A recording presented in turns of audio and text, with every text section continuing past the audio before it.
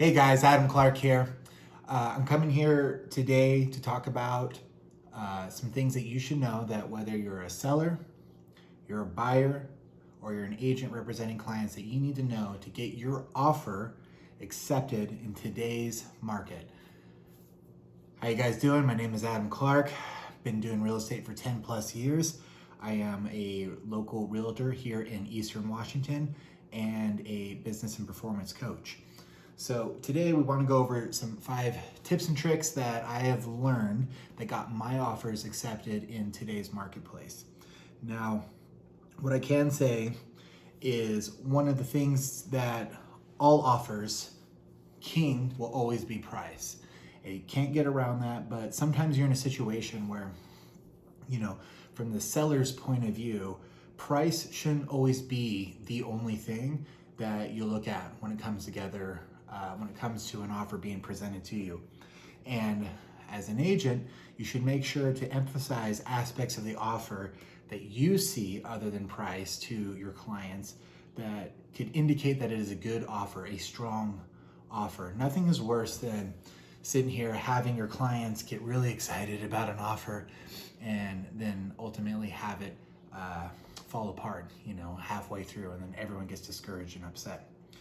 And if you're looking to buy a property, here's some things that you can do for your offer to help strengthen it and make sure that you're doing your best to present those aspects of your offer and highlight them, especially if you know your price might not be the highest, so that you can make your offer stand out to sellers. So this video is going to be focused on aspects of a deal other than price that we can look for to enhance in order to increase our offer strength. And then for sellers, things that you can look at in offers to, really make sure that you're getting some of the things that you want around the fringes. So one of the first things here, financing.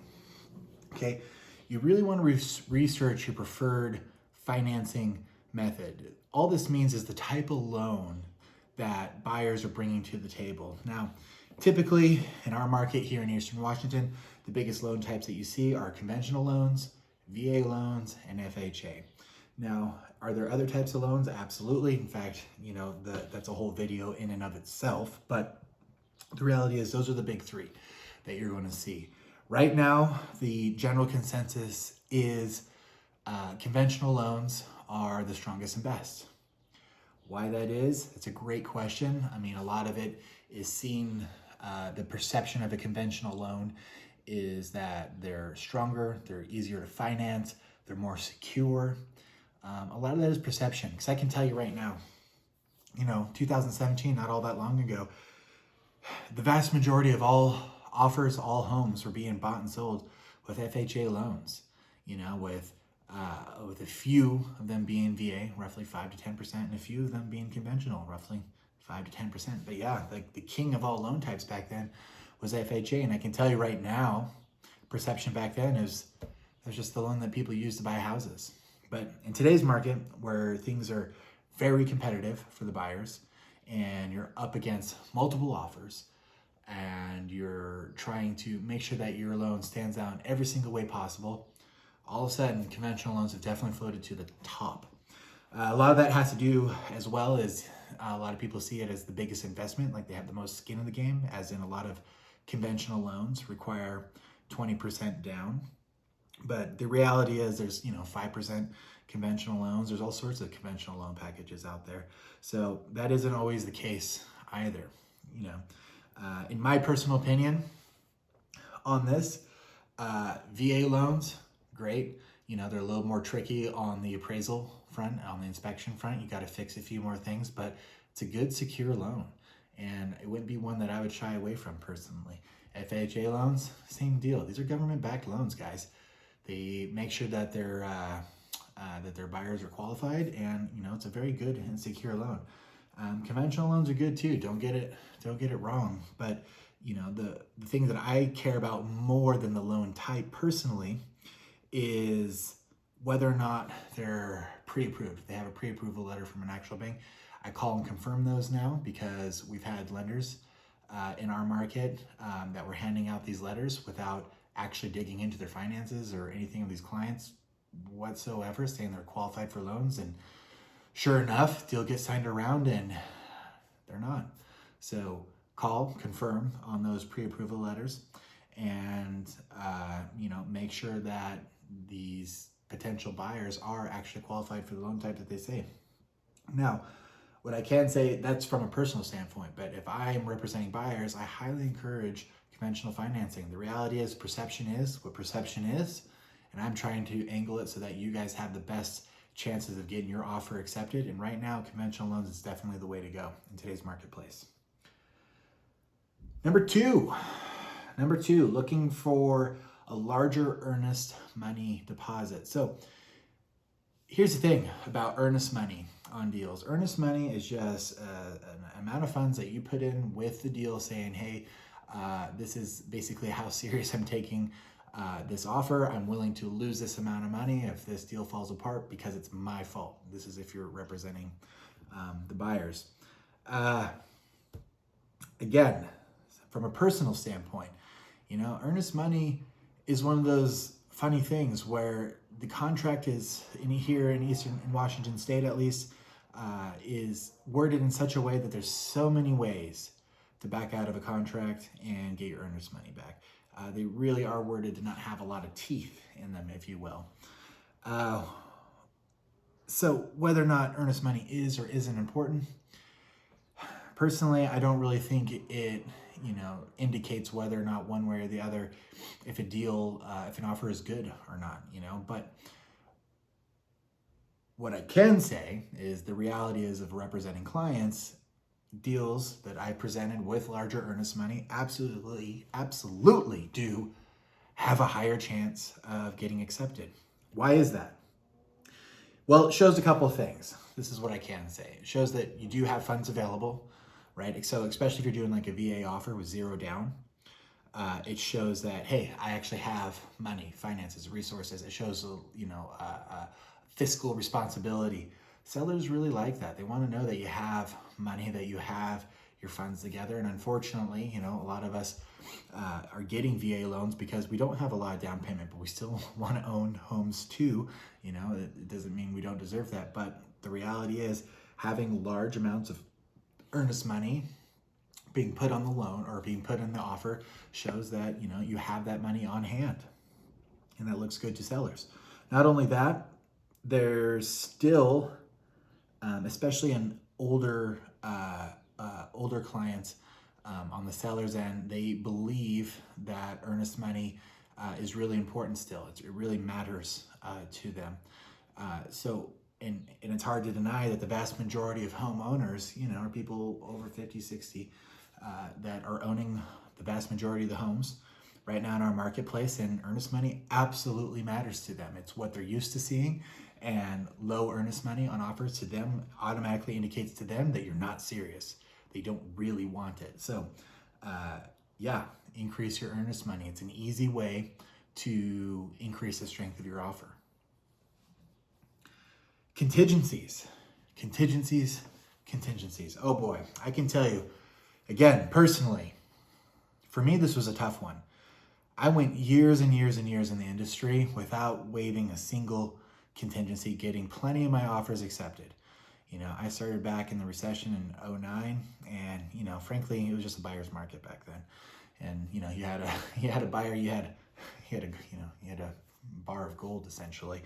But even in a more balanced marketplace, when everyone was doing FHA offers, offering about 3% under asking or full price, but asking for seller paid closing costs with an FHA loan was pretty standard, and you could essentially expect your offers to get accepted. It was kind of, it was easy in that sense, if you will.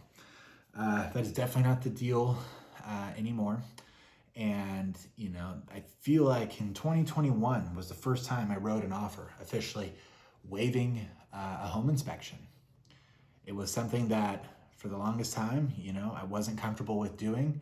And so I wasn't even really bringing up the idea to my clients. And then I started realizing, after getting our butts kicked out there, that, if we really wanted these homes, I had to have these serious sit-down conversations with my clients and say, hey, this is something that could be considered to greatly increase the strength of our offers. not just the home inspection, but any of the contingencies. I had one offer where we waived inspection, we waived our financing contingency, we, we waived practically everything. We increased our earnest money. I mean, it was just did what it took to get the house kind of a deal. And just because, for example, you waive your financing contingency doesn't necessarily mean you can't get a home loan. They have to pay cash. It just means that you're risking your earnest money deposit if you can't secure a loan to finance on the home, and if you can't get financing secured, and that's going to basically be said like, oh, that's your fault, and you have to now surrender your earnest money to the seller. So you end up actually risking that earnest money. Whereas the way the contract is typically written with that contingency, you can essentially just get it back. So waiving contingencies from the seller's end, yeah, looks really good. The less contingencies, the better. It's the less amount of ways a buyer can back out of a deal without owing you earnest money. So make sure that earnest money is up there too, so the deal does fall apart, you at least have a good chunk of change coming to you. From the buyer's end, I mean, look, my advice is still don't do it. Frankly, I do not recommend waiving your inspection. I do not recommend waiving your financing contingency. But look, the reality is, many of the offers that are getting accepted in today's market, in today's environment, are waiving these contingencies. There are ways in which to mitigate some of the risks. A lot of those that you should absolutely speak to your realtor about what those could be in the form of a home warranty and stuff, for example. But just because you mitigate the risk doesn't mean there isn't a risk. You are taking a big risk when you weigh these contingencies. But you got to ask yourself, do you want this house or do you not? And sometimes the matter of getting your offer accepted really does come down to waiving some of these contingencies. That's just the reality of the times we're in, unfortunately.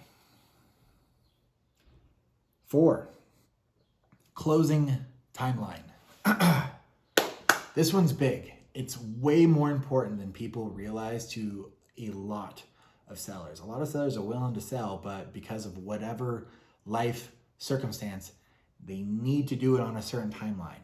Sometimes shorter is better, but also sometimes they can't do it in a week because they got something going on, and it has to be on a longer timeline. This is what I can always say. If you're representing buyers out there, always ask the listing agent exactly what the seller's needs are. This is so important, it's not even funny. I've written offers before with 2-3 week closing timelines, thinking like, oh, we're going to do it quick and it's going to make our offer more competitive, thinking, the conventional idea is shorter closing times is better.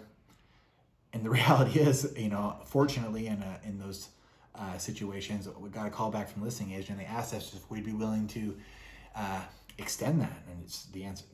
We were like, absolutely. We actually did it shorter because we thought you would like that, but we're flexible. Always call and confirm what their needs are. You don't know whether or not they need a short close, a medium close, a long close. Say, hey, we're flexible. Whatever date you need, that's exactly what we're going to do. That's if that works for your buyers.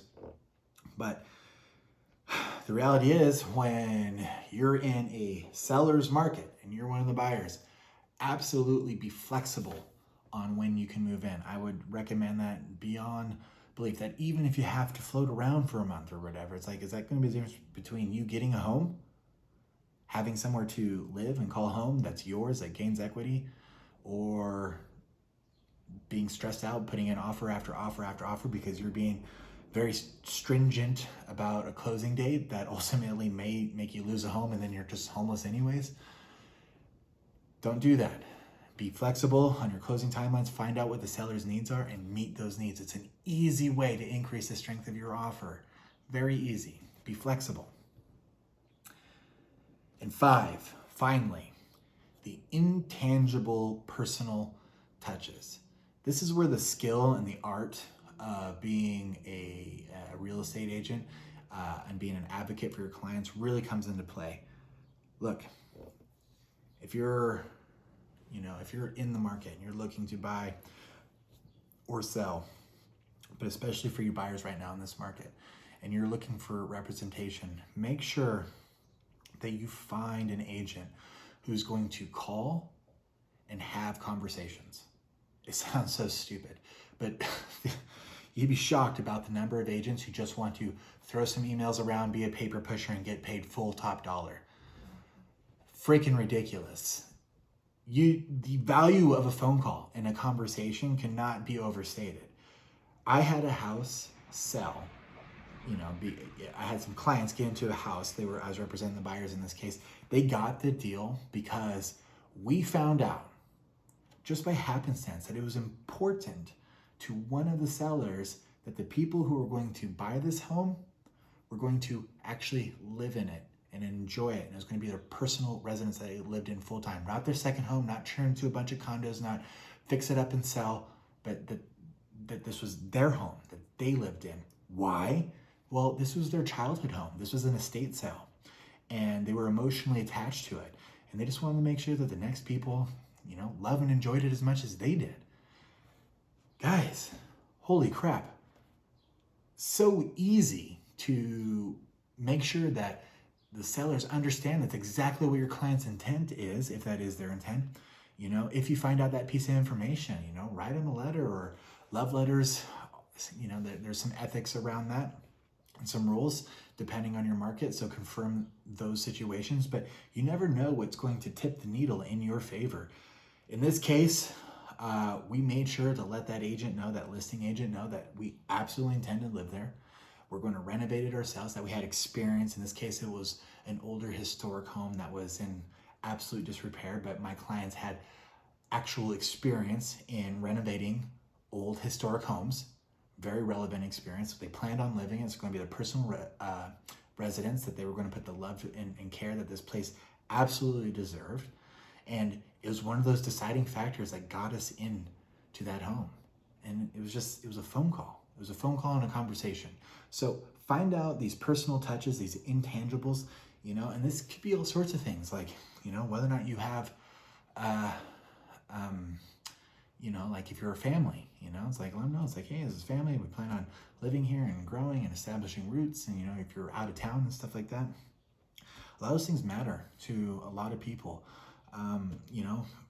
Making sure that they know that you're financially secure, like, hey, we have good jobs, and this is a deal that's going to be secure, and like, this is important to us. Like, just letting somebody know that you want it matters. Not only that, that's on just the client to client side, the buyer to seller side. Agent to agent intangibles matter too, guys. Make sure your agent has a good reputation around town. Don't be working with the asshole, even if you like them personally, because that asshole has burned bridges, and I guarantee you they have other agents in the marketplace who are all listing and doing business as well that do not like working with them, that do not want to work with them. You'd be shocked about the amount of power that, listing agents have about how to angle and structure and describe certain offers to their clients. Are they all essentially going to present every offer to their clients? Yes, because they have a legal obligation to. Do they have a ton of sway of which offer gets accepted to their clients? Yes, an absolute metric ton of sway when it comes to that. Do not work with the asshole around town. Make sure that you're working with the person who's well-liked, has a great reputation, is good at building interpersonal relationships with their fellow agents and not just their clients. It might seem great to work with the agent that is just this hard charger, hard negotiator, fights for every single cent. If they do it at the expense of their reputation, I guarantee you're not working with an agent that's going to have the best chances of getting you into a home. That's just reality. This is a relationship game, and it's important to know those things. Not only that, are they calling the agents when they present the offer to confirm that their offer reached their inbox? You can't just send an email and expect it to be received these days. A lot of the times these guys are getting inundated with emails, inundated with phone calls, and they're overwhelmed. And oftentimes your email ends up in the spam folder or whatever. Call and confirm and make sure that offer was accepted, that they go over it with the phone with that agent, that maybe they have a relationship, an established relationship with that agent. They're working all the angles that they possibly can. These intangible personal touches at least 20 or 35%, I'm just making up the percentages off the top of my head, but a significant portion of the offers that I get accepted are due to the fact that I make phone calls and I talk to people, find out information, and I use every single angle that I can to make sure that these offers get accepted. And you want to make sure you're working with an agent that's doing the exact same, because you'd be incredibly upset if you found out the reason your offer didn't get accepted is because they didn't make a simple phone call and have a 5-minute conversation. They didn't find out a piece of information that was super easy to find out if they just would have called and talked to somebody. Or that your offer didn't get accepted because they were reviewing offers at a certain time and your offer landed in the spam box and your agent didn't call and confirm. It's going to piss you off to no end, and it should, because honestly, it's not that hard and no one is too busy for you. And if they are, you're not working with the right agent. There's a lot of agents out there. Great example, the discount agents, the ones that are always cutting their commissions or whatever. You think you're getting a great deal working with an agent's cutting their commission? Well, look, they cut their commission by 1%, right? So instead of a 3%, they're doing, they're doing the 1% commission, right? So they're doing it for 1/3 the price. You think you're getting a great fucking deal because to you, it's a 66% discount, right? Well, look, they have to make a living too. And oftentimes what happens is these agents have to take on 3 times the amount of listings in order to make the same living. That's just math, right? Well, when you do that, these agents' phones ring and blow up continuously and constantly. I work around many agents who seem to think this is the only way they can do business because, maybe it's a lack of confidence or skills or something, but, to each their own. And their phone's going off every 30 seconds with a text message. You think, okay, great, they're busy working. But the reality is a lot of times these deals, they have problems that are nuanced, and almost every deal has some sort of situation come up in it that requires special attention. Well, do you really think you have the mental bandwidth to deal and pay special attention to every single deal that you have that's requiring, some sort of creative solution when your phone's going off with a text message every 30 seconds? Look, maybe there's some sort of super agent out there that can absolutely handle that sort of, mental workload. In my opinion, you're better served with, paying an agent, that is confident in their worth and that, takes on fewer clients, that they have the time, effort, and energy to spend on you, that when that situation does arise, in your offer, in your deal, and it's going to happen, that it actually gets taken care of. That's part of the job. My job isn't just to put you on the MLS. My job isn't just to push your paperwork around. My job is to get you into a home. And when these situations arise, I got to get you through it, over it, around it, under it, past it, to get you to close. It's not enough just to get under contract. There's a whole slew of situations that have to be navigated and happen and coordinated with multiple parties working on the same thing at the same time. And, we're the head coach. We got to make sure it's all in alignment. So what I'm trying to say is these intangible personal touches are just so significant, and it's hard to describe because we can go on and on and on about this subject alone. But as you can see, when it comes to getting your offers accepted, or when it comes to looking and reviewing at offers, there are things other than price that you can absolutely consider to increase the strength of your offer, and or if you're on the seller side, that can show you that an offer may be more valuable, more secure, especially if you're on some sort of timeline and you need to move or something, than just the highest price. The highest and best price isn't always the best offer. In fact, it rarely is. Sometimes that's how they try to compensate for a weak offer, is they just put some sort of ridiculous price on there. Don't be fooled, right? Review these with a fine-tooth comb. Make sure that you're going through all the details. They're not trying to sneak something in there past you. And, as a result, we can all do better, guys. Anyways, those are my 5 tips for increasing the strength of our offers in today's marketplace. My name is Adam Clark. Hope you have a great day, guys.